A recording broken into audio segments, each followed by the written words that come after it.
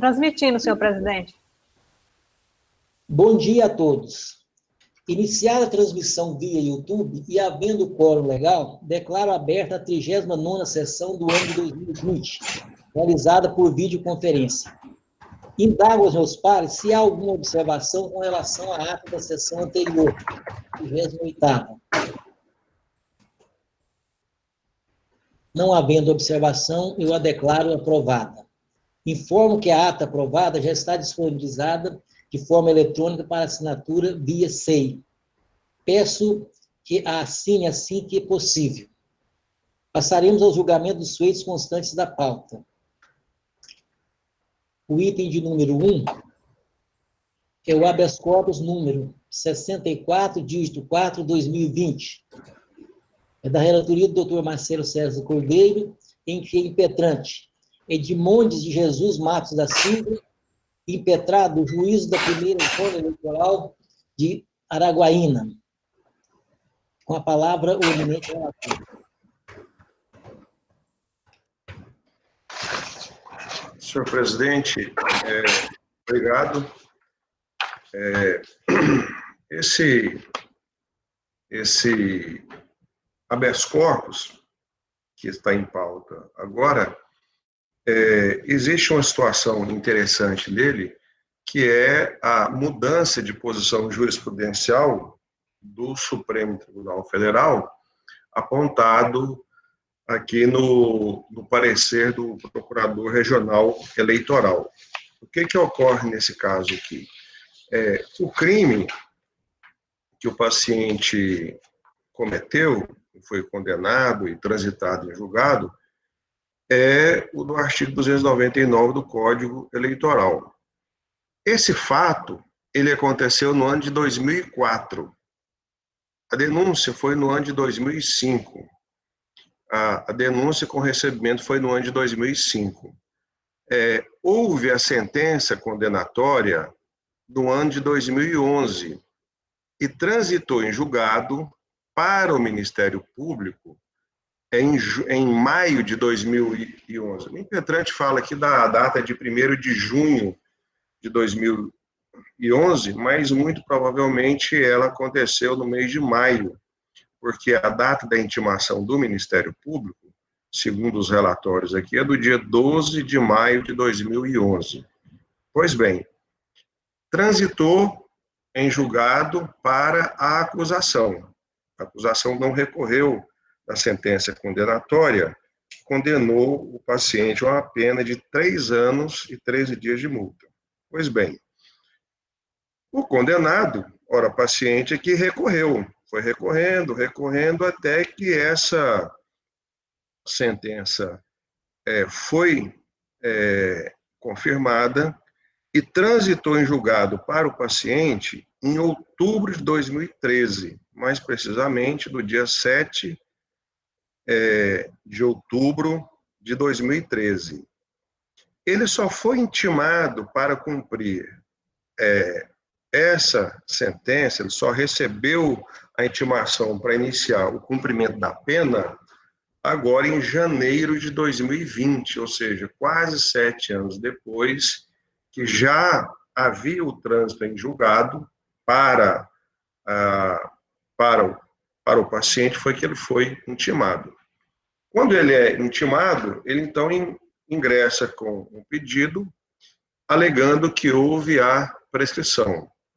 No entendimento da decisão, dizendo, olha, não houve a prescrição porque o Supremo Tribunal Federal diz o seguinte, que foram os vários julgados que o Ministério Público Eleitoral transcreveu no seu parecer, dizendo, olha, agora é o seguinte, o trânsito em julgado, ele só ocorre, o INIDA só ocorre, o início da contagem da prescrição não é mais como era antigamente, porque antigamente começava a contar a partir do momento em que ocorria o trânsito julgado para a acusação. O Supremo está dizendo agora é o seguinte, olha, só inicia o prazo para a contagem da prescrição a partir do momento em que transita para ambas as partes. Só que esse entendimento do Supremo Tribunal Federal é um entendimento novo. as decisões que tem aqui são do ano de 2015 e do ano de 2018, ou seja, é um posicionamento adotado pelo Supremo Tribunal Federal, que ainda é divergente de algumas turmas do STJ, que continua mantendo o entendimento anterior, mas é muito recente. Então, eu estou votando dizendo o seguinte, olha, e argumentando aqui também que a mudança do Código Penal para o início do cumprimento da pena, ele só ocorre no ano de 2007. Até o ano de 2007, que é a data posterior, muito posterior à data do fato, o artigo 117 do Código Penal dizia o seguinte, o curso da prescrição interrompe-se, inciso 4º, pela sentença condenatória recorrível. Em 2007, veio a Lei 11.596, estabelece o seguinte, aí ele muda a redação do inciso 4º, coloca pela publicação da sentença ou acórdão condenatórios recorríveis. O entendimento do Supremo Tribunal Federal é o seguinte, como o Estado não pode iniciar o cumprimento da pena, então o trânsito em julgar, o início da contagem da prescrição só pode ocorrer depois que transita em julgado também para a defesa. Só que o entendimento novo, o fato aconteceu em 2004, a sentença é de 2011, o trânsito em julgado para a acusação também é de 2011. Então, meu entendimento é que esse novo posicionamento das Cortes Superiores não pode retroagir em esfera dessa natureza para prejudicar, no caso aqui, a parte. Então, eu estou votando, senhor presidente, por não conhecer o habeas corpus, dentro daquela matéria que também já é pacificada, porque caberia recurso próprio, o habeas corpus não pode ser usado como instrumento substitutivo de outros recursos para o caso em concreto, mas estou reconhecendo de ofício, em razão de ser matéria de ordem pública, e concedendo a ordem para declarar extinta a punibilidade do paciente pelo advento da prescrição da pretensão executória em relação ao delito que ele foi condenado. Esse é o meu voto, senhor presidente. O doutor Marcelo, esse esclarecimento, Vossa Excelência pode precisar a pena que ele foi condenado? O quanto da pena, só para facilitar? 3 anos, senhor presidente. 3 anos. Então, a prescrição dele é de 8 anos. 8 anos, né? 3 anos, muito bem. Desembargador Marco. Senhor presidente, o raciocínio do ilustre relator está perfeito. Na verdade, não se trata de uma decisão, uma inovação de caráter meramente processual. Ela é uma decisão de caráter material. E todos nós sabemos que o ato de julgar, muitas vezes, é um ato de recriação do direito, é um ato de legislação no âmbito da esfera de um conflito. Então, cria-se direitos. E como, nesse caso, o Supremo criou um direito novo, e ele é prejudicial ao acusado, esse prejuízo ele não pode alcançar tempos pretéritos para prejudicá-lo, já que ele tem direito a uma contagem de prazo prescricional que é mais benéfica. Então, nesse caso aí, há evidente constrangimento ilegal, é cabível, sim, o remédio heróico para saná-lo, porque, em tese já prescrita a pena, não pode ser executada. Então, é o caso, sim, de se conceder a ordem, ainda que seja de ofício, como o relator está propondo, para sanar o constrangimento e evitar que o ato ilegal seja praticado em detrimento da liberdade individual do acusado. E nisso eu o acompanho, senhor presidente. Doutor Rubem. Também acompanho, senhor presidente. Doutora Ana Paula. Também acompanho, senhor presidente. Doutor José Márcio. Senhor presidente, com a devida vênia, eu vou discordar do eminente relator, porque entendo que não houve inércia da parte do Estado acusador, no sentido de aplicar a execução penal. Efetivamente, o entendimento é de que não poderia ser executada. Se não poderia ser executada a pena pela ausência de trânsito em julgado, como falar em inércia, como falar em perda da oportunidade de transcurso do tempo sem uma atividade persecutória do Estado? Se o Estado não poderia executar a pena, lógico que não pode ser, entendo eu, ser contado esse prazo em desfavor do Estado. O Estado, digo, o Estado acusação. Como é que, por que o réu se beneficia desse transcurso de prazo se durante esse prazo o Estado não pode executar a pena? É incongruente esse raciocínio. Só pode a prescrição começar a correr na inércia da ação. Se não houve inércia da ação, porque o Estado acusador não poderia executar, logicamente que essa pena não poderia começar a ser contada para prescrição. Então, eu entendo que o raciocínio que preserva a lógica jurídica, a lógica e os princípios jurídicos de accionata, de inércia, eles não se coadunam no raciocínio. Primeiro, tem que haver a oportunidade de exercer o ato. Qual ato? O ato de executar a pena. Era possível executar a pena? Não, não era possível executar a pena. Se não era possível executar a pena, o Estado acusador não pode sofrer a sanção de não poder mais executá-la de acordo com o que a sentença estabeleceu. Então, eu entendo que o raciocínio lógico que preserva os princípios jurídicos e que mantém a coerência do sistema é que, se o entendimento é de que a sentença penal condenatória ela só é executada, ou pelo menos agora ainda continua voltou, né? Mas se o raciocínio que prevalece no entendimento do Supremo Tribunal Federal é de que a sentença condenatória só pode ser executada após o trânsito em julgado, a prescrição da pretensão executória só pode começar a partir desse marco. Não pode começar anteriormente. Senão há um desbalanceamento completo entre direitos e deveres nesse caso. Então, senhor presidente, tanto é que, aliás, essa questão está ainda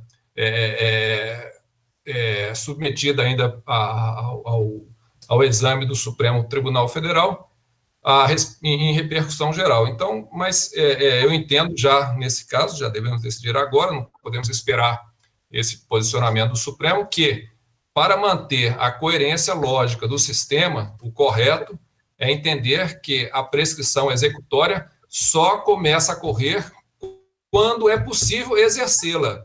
Isso é um princípio básico sobre a prescrição. Então, no caso, se o entendimento é que a pretensão executória só nascia a partir do trânsito em julgado, eu entendo que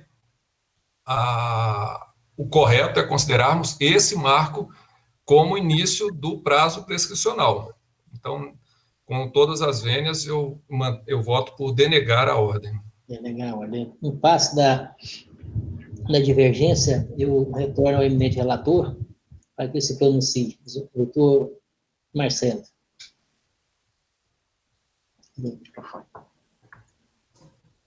O meu?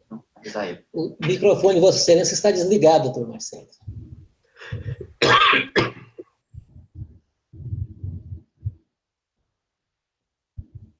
Isso. O raciocínio do voto divergente está correto. Eu nem vou entrar nessa seara, porque o que está em discussão aqui nesse HC, doutor José Márcio, não é, assim, o direito a partir do momento que conta o direito do Estado aplicar a pretensão punitiva.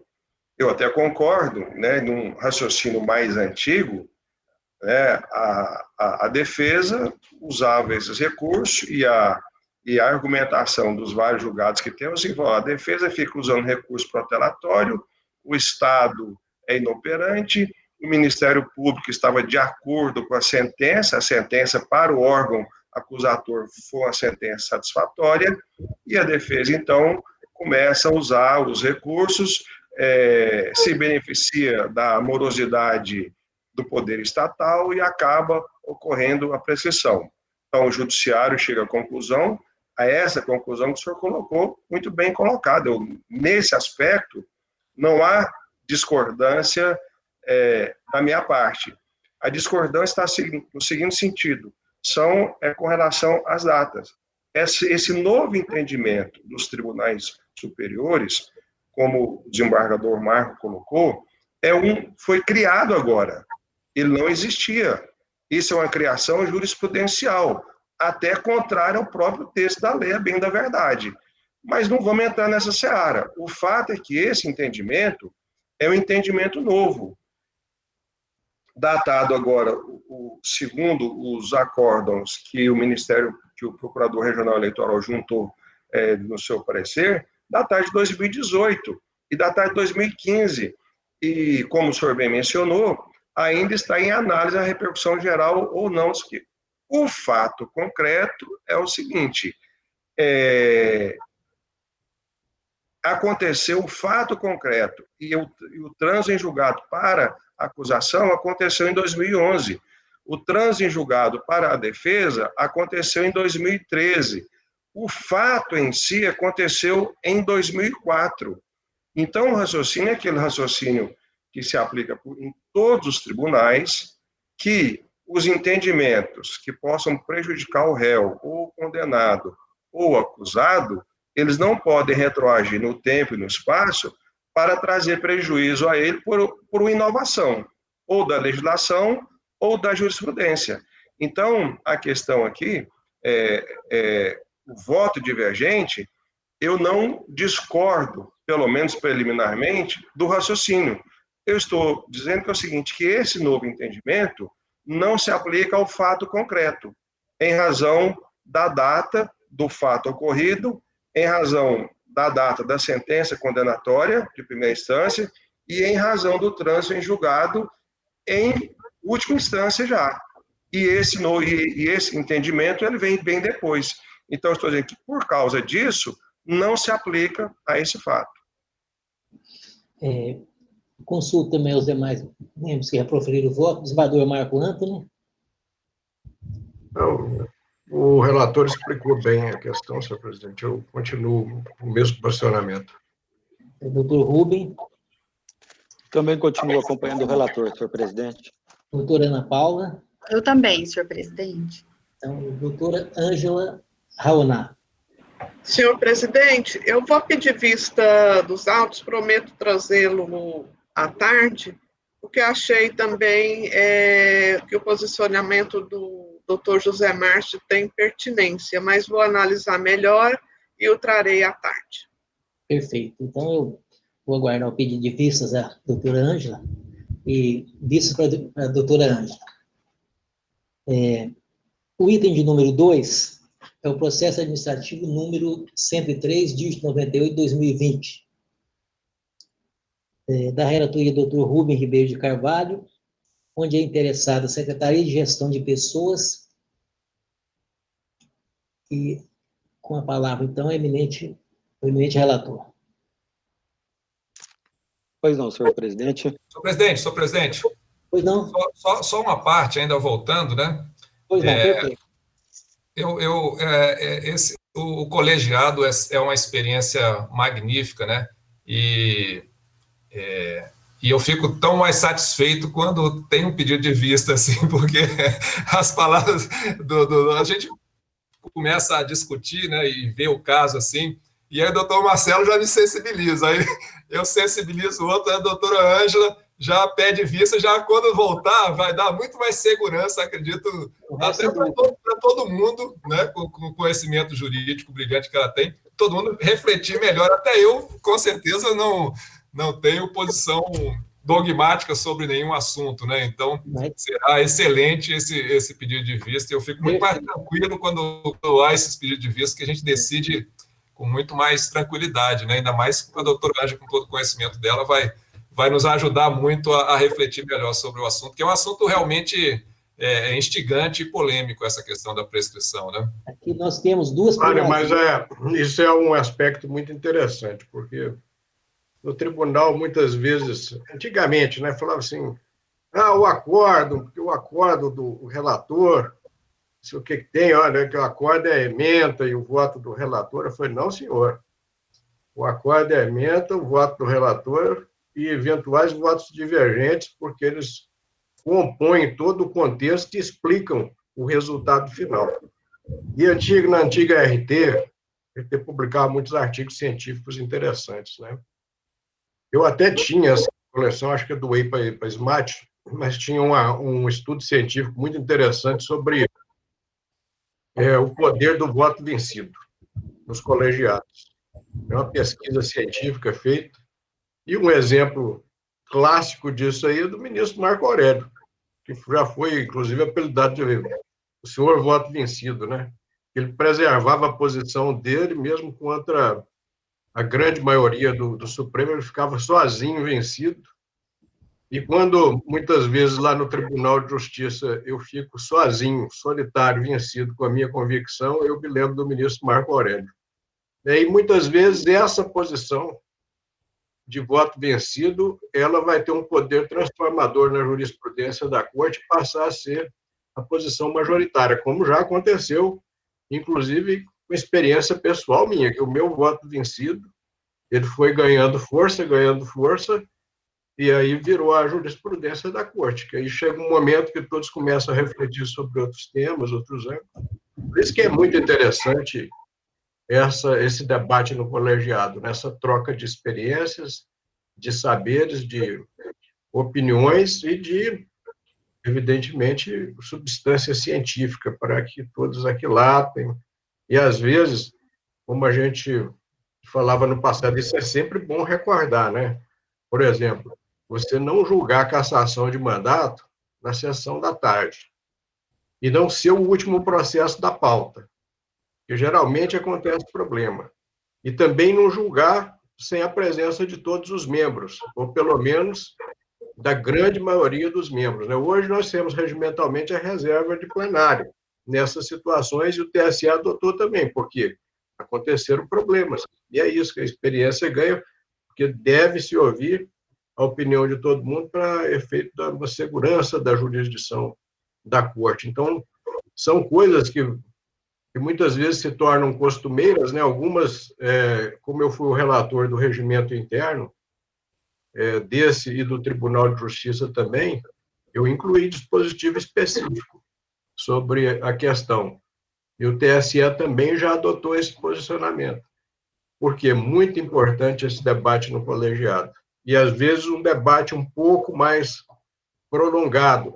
Então, por exemplo, situações em que o CNJ fica cobrando excessivamente para que se leve processos a plenário, para que se coloque na pauta, etc. Ora, o relator tem um termômetro na mão, ele sabe a hora de colocar um processo, tem um determinado momento, muitas vezes, que se você coloca um processo que há uma conflagração, um calor de ânimos, alguma coisa que pode ser prejudicial para a democracia ou para o próprio resultado da ação, não é hora dele ir. A hora é aquela que o relator entende que é e que o presidente da Corte, ou da Câmara, ou da sessão entende que é para incluir em pauta e julgar e ter uma pacificação social.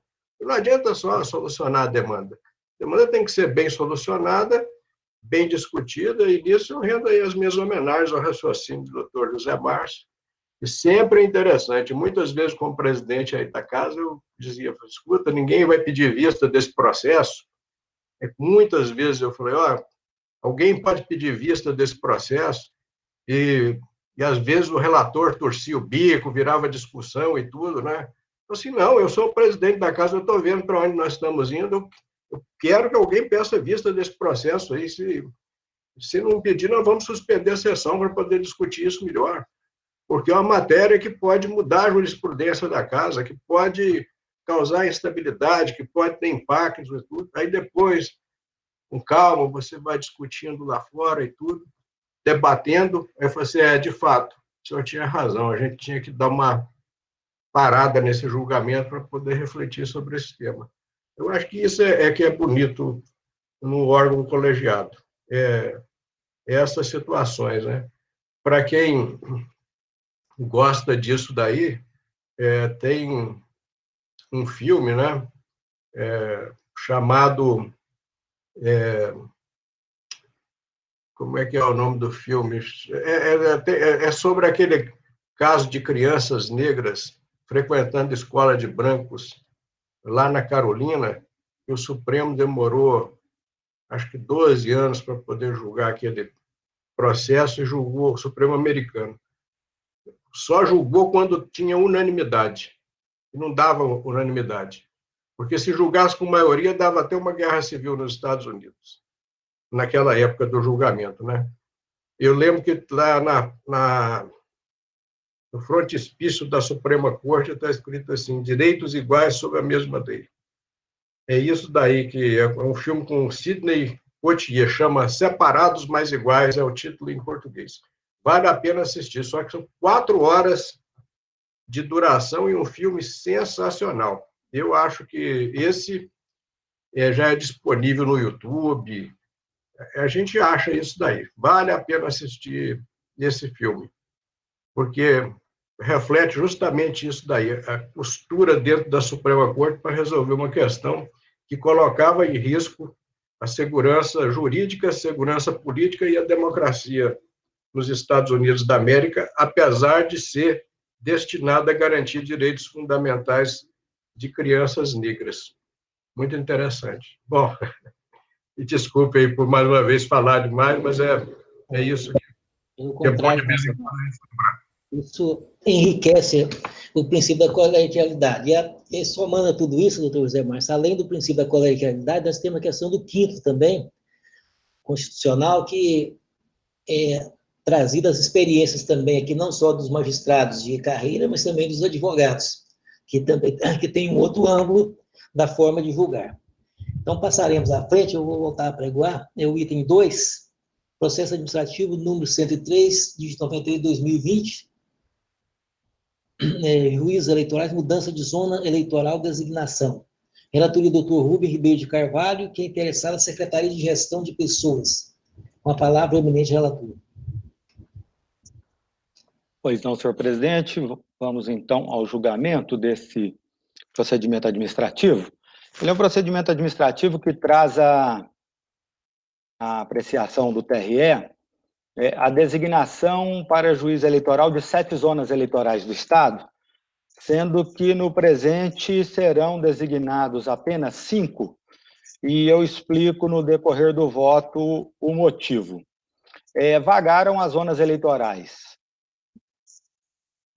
com sede em Itaguatins, Colmeia, Dianópolis, Ponte Alta do Tocantins, Vanderlândia, Miranorte e Arapoema, devido à movimentação na carreira de magistrados que ocupavam as referidas comarcas, as deixaram e outros foram designados titulares das mesmas, sendo que na comarca de Dianópolis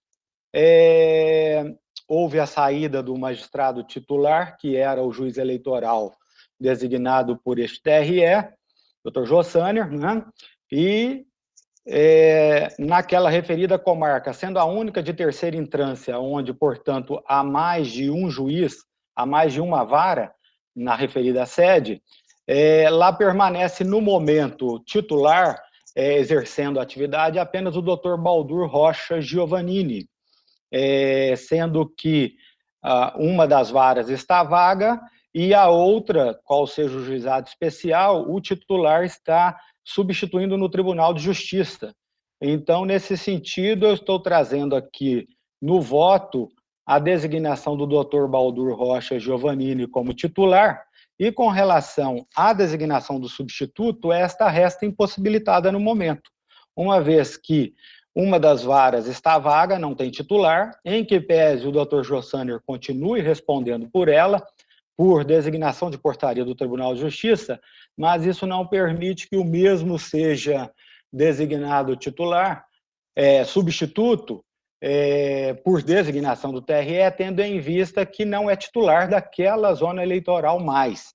E assim o poderá substituir eventualmente o Dr. Baldur Rocha como substituto automático pela portaria de substituição do Tribunal de Justiça.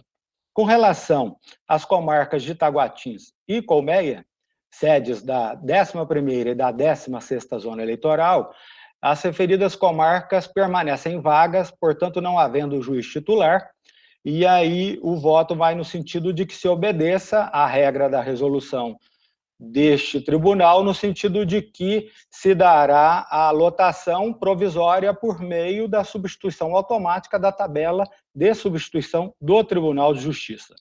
Com relação às demais zonas, 26ª, Ponte Alta do Tocantins, 27ª, Vanderlândia, 28ª, Miranorte e 31ª, Arapoema, as mesmas foram providas por juízes titulares, são comarcas onde apenas há um juiz e, por tal, conforme a resolução deste tribunal, será exercida por eles, enquanto ali permanecerem como titulares e não por biênio, como se dará na zona eleitoral de Dianópolis, né, onde haverá um biênio de 2 anos para o Dr. Baldur Rocha. Para as demais, haverá, então, a designação para Ponte Alta, William Trigílio da Silva, Vanderlândia, Vandré Marques e Silva, Miranorte, Ricardo Galiardi, Arapoema, Marcelo Eliseu Rochirola. Todos eles juízes titulares agora destas comarcas que exercerão, então, a jurisdição eleitoral enquanto ali permanecerem como titulares. Então, o voto que encaminho é neste sentido, senhor presidente. Eu acredito que ficou bem esclarecido a questão do voto.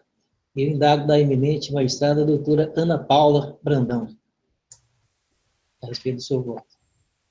Senhor presidente, eu acompanho o voto do relator. Doutor José Márcio. Acompanho o relator, senhor presidente. Doutora Ângela Raoná. Com o relator, senhor presidente. Doutor Marcelo Cordeiro. Acompanho o relator, senhor presidente. E desembargador Marco Antony. Acompanho o relator, presidente.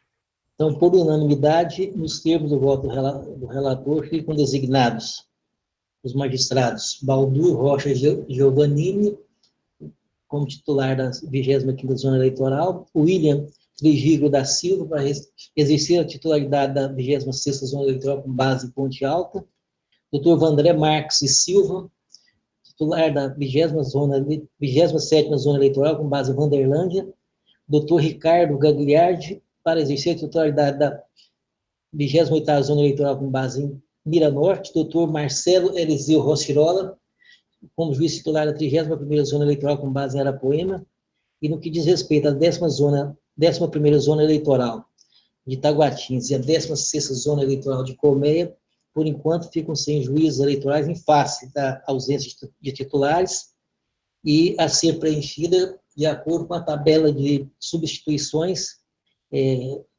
do Poder Judiciário Estadual. Unânime.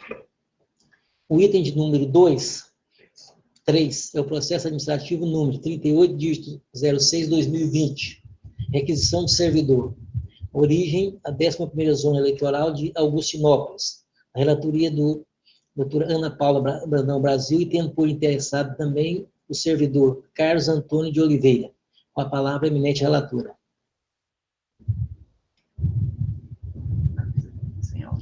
Doutora Ana Paula, Vossa Excelência está sem áudio. É verdade, desculpa. Meu voto foi no sentido de deferir o pedido de requisição do servidor. O parecer técnico foi favorável, bem como o parecer da Procuradoria Regional Eleitoral, e a requisição é a segunda das 4 possíveis. Meu voto foi nesse sentido. No sentido de deferir, né? Deferir. Doutor José Márcio. De acordo, senhor presidente. Doutora Ângela Raoná. Com a relatora, senhor presidente. Doutor Marcelo Cordeiro. De acordo com a relatora, senhor presidente. Desembargador Marco Antony. Acompanho a relatora. Doutor Rubem. Acompanhe a relatora, senhor presidente. Por unanimidade, fica deferido o pleito de requisição do servidor Carlos Antônio de Oliveira pela 11ª Zona Eleitoral. Unânime. Eu consulto meus pares se há mais alguma questão a ser tratada. Não havendo mais o que se tratar, declaro encerrada a presente sessão, convocamos para a sessão das 17 horas de hoje, que também será realizada via videoconferência. E tenha todos um bom dia. Muito obrigado. Bom dia. Bom dia, presidente. Bom dia a todos. Obrigado, bom dia. Bom Até logo. dia. Bom dia. Bom dia, senhor Anderson.